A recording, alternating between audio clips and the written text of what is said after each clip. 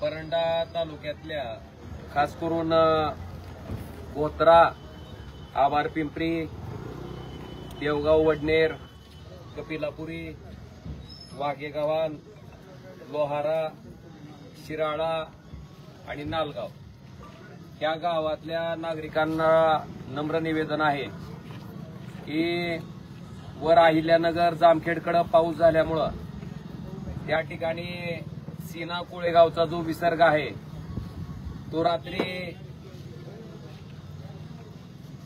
8:30-9च्या दरम्यान जे पाणी जामखेडचं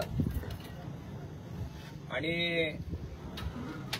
वरील भागातलं अहमदनगरचं जे पाणी त्या ठिकाणी सीना कोळेगावमध्ये पोहोचतंय, जो की आपल्याला विसर्ग त्या ठिकाणी सीना कोळेगावचा वाढवावा लागणार आहे। तो वेळ साधारणतः 8 वाजल्यापासून पुढे त्या पाण्याचा प्रवाह वाढणार आहे। जवळपास कार्यकारी अभियंता थोरात साहेबांशी माझं बोलणं झालं की आता जो विसर्ग त्या ठिकाणी 80,000 ते 90,000 क्युसेक्सनं चालू आहे, हा विसर्ग जवळपास आपल्याला 8:30-9च्या दरम्यान 1.25 लाख क्युसेक पर्यंत जाणार आहे। आणि त्या ठिकाणी खासापुरी आणि चांदणी धरणाचा जो विसर्ग आहे तो मगाशी 3:30-4 वाजता 35,000 होता, तो आता कमी होऊन साधारणतः 30,000 पर्यंत आलाय।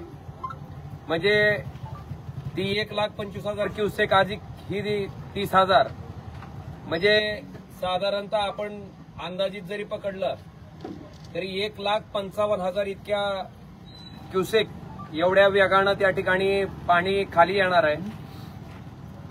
1,55,000 ते 1,80,000 पर्यंत ती मर्यादा वाढू शकते।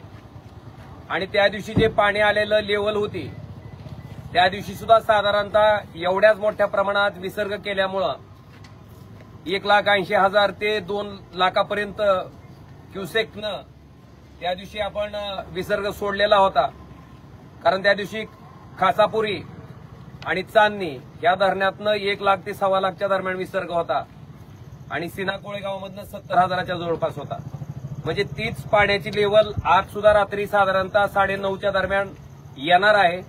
त्यामुळं मी जी नावं घेतली बोत्रा, आभार पिंपरी, देवगाव वडनेर, कपिलापुरी, वाघेगावान, लोहारा, शिराळा आणि नालगाव याच्या भागातल्या वस्तीवर जी लोक त्या दिवशी अडकली होती त्या लोकांना निवेदन आहे की जिथं पाणी वाढतंय, जिथं पाणी येतंय, आपल्याला त्या दिवशी माहिती आहे, आपल्याला कल्पना आहे, तर आपण त्या ठिकाणी न थांबता सुरक्षित ठिकाणी त्या ठिकाणी जावं ही कळकळीची विनंती मी आपल्या सर्वांना या आताच्या फेसबुकच्या माध्यमातून मी आपल्या सर्वांना करतोय। आपल्या माहितीसाठी मी स्वतः परंडा तालुक्यातच आज रात्री आहे आणि माझे नंबर, माझे क्रमांक पण मी व्हॉट्सअपला आपल्याला माझ्या सोशल मीडियाच्या साईडवर प्रत्येकाकडे माझे नंबर आहेत। तरी कुणाला कुठल्याही प्रकारची अडचण जर आली तर निश्चितपणे त्या क्रमांकावर आपण संपर्क साधावा। मला आपल्या सगळ्याला एवढंच नम्र आवाहन करायचंय की ह्या पाण्याचा विसर्ग चालू झाल्याच्या नंतर कुणीही वाहत्या पाण्यात जाण्याचा प्रयत्न करू नये। ज्या ठिकाणी आहेत त्या ठिकाणी सुरक्षित उंच ठिकाणी जिथं पाणी पोहोचणार नाही अशा सुरक्षित ठिकाणी आपण सगळ्यांनी राहावं ही कळकळीची विनंती मी माझ्या माध्यमातून आपल्या सर्वांना करतोय। त्या ठिकाणी जिल्ह्याचे जिल्हाधिकारी असतील, उपजिल्हाधिकारी असतील, उपजिल्हाधिकारी सुद्धा त्या ठिकाणी परंडा तालुक्यातच आहेत। कारण पूर परिस्थिती निर्माण झाल्याच्या नंतर कुणाला काही अडचण आली तर प्रशासन सुद्धा त्या ठिकाणी तयार आहे।